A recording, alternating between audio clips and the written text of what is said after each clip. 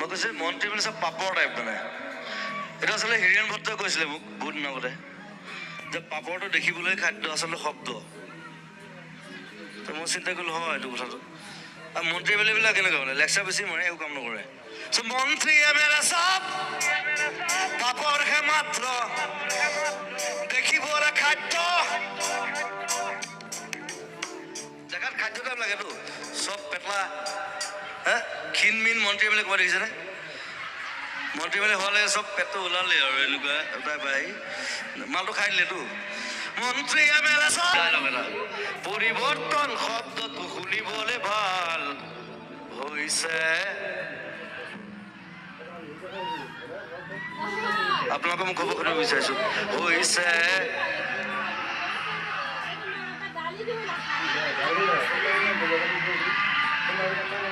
মই ভয় নকৰোঁ মই কৈ দিওঁ হৈছে বাল